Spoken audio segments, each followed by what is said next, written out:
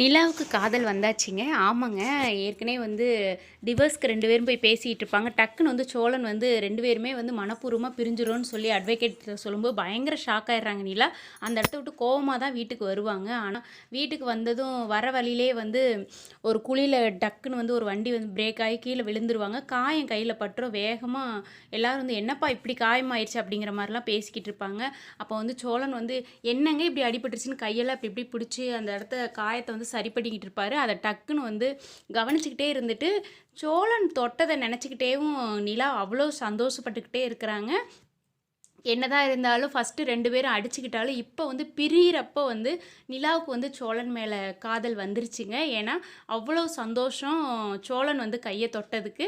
இப்படி தாங்க ப்ரமோ போட்டிருக்காங்க. நீங்கள் என்ன நினைக்கிறீங்க? நிலாவோட சந்தோஷத்தை வந்து எப்படி பார்க்குறீங்கன்னு கீழே கமெண்ட் சொல்லுங்கள். ஐயனாரோட சீரியலை ரொம்ப ஃபேவரட்டாக பார்க்குறவங்க யார் யாருன்னு கீழே கமெண்ட் கொடுங்க.